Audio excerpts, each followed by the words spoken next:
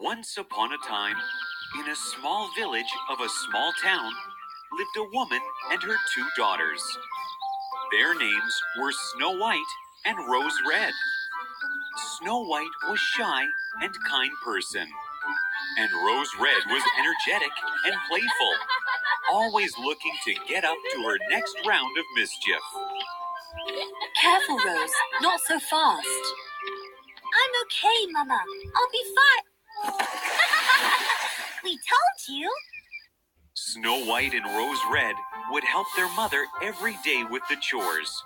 At the end of the day, their mother would tell them fairy tales. They had a normal routine life until the start of winter, where things begin to become interesting. One night, Mrs. White was reading a story to her daughters. They heard a knock on the door. All three of them were startled. They looked at the door nervously, worried about who is on the other side of it. Don't worry, my dears. It must only be some traveler who needs directions. I'll go check. No, Mother, I'll do it. No!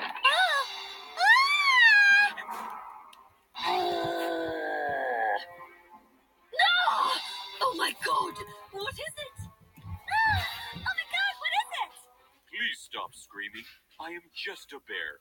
Quiet you, please. My ears are hurting. I only need some help. I am cold and hungry. All of them stopped screaming as the bear spoke. He wasn't like other bears. His voice was gentle. We're sorry. Please come in. The three of them looked at him and let him in. You are covered in snow. Let me help you out. Oh, don't. Please stop. Oh, no. That is just terrible, you two. No.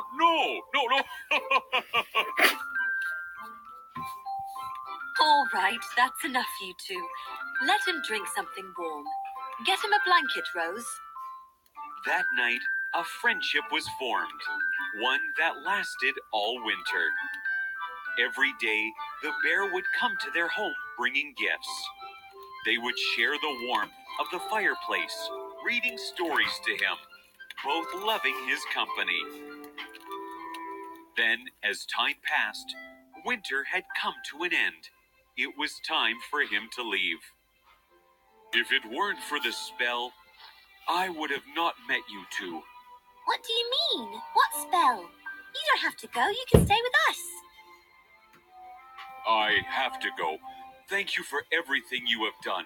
But now that winter has ended, I must go. And he left, leaving behind his friends whom he loved so much. A few days later, Snow White and Rose Red walked through the forest, picking up fruits and wood. All of a sudden, they heard a strange bunch of screams come from ahead of them. They followed the sounds and saw something strange. A dwarf had his long beard stuck under a fallen tree. As he jumped up and down, screaming in frustration. Stupid beard! Damn tree! Stop staring, you two! Get over here quickly and help me out. They dropped their things. Together, they tried lifting the tree, pulling and lifting as much as they could. With all their might, they tried. Both of them then gave up. Suddenly, Rose Red had an idea. The dwarf continued to jump up and down until he saw what was in Rose Red's hands. No, wait! Hey! What do you think you're going to do? No! Stop! No! My precious beard!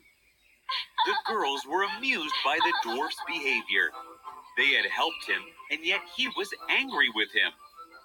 He continued yelling at them as he walked away into the forest without even thanking them for their help.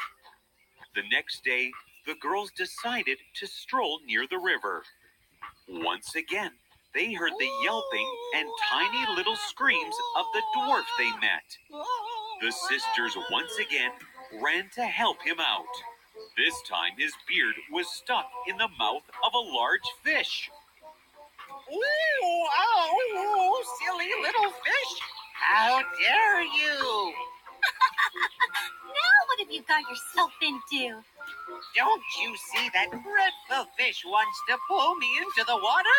Help me! Snow White and Rose Red decided to help him again.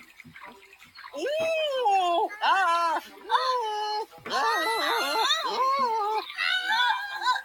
We cannot win this. We all are going to drown in the water. I can't hold it anymore. I'm going to cut your beard. Why are you after my beard? How will I show my face to my friends? Stupid little girls. Both sisters were amused and started to laugh. But then they heard,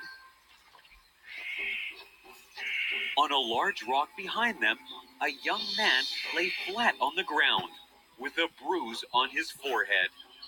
Hey, who are you? What are you doing here? I am Prince Adam. I am looking for my brother Joseph. He has been missing since the winter. Oh, I am Snow White, and this is my sister Rose Red. Can we help you find him? He had gone for a stroll through the forest with a bag of jewels, but along the way he disappeared.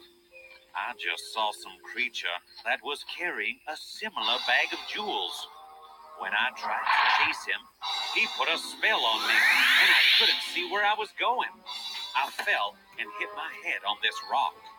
I am sorry to hear that. We can help you. As the girls promised to help the prince, he felt comforted. But in that moment, all three of them heard a loud roaring sound. It came from deep within the woods behind them. All three of them got onto the horse and galloped in the direction of the screaming. They see the dwarf run out of a cave as he was being chased by the bear.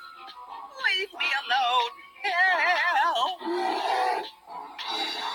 Oh, it is our friend, the bear. Why is he running after the dwarf? The prince took out his sword and started walking towards the bear and the dwarf. You girls wait here. This is the creature I saw with my brother's bag of jewels. He must pay for what he has done. Be careful.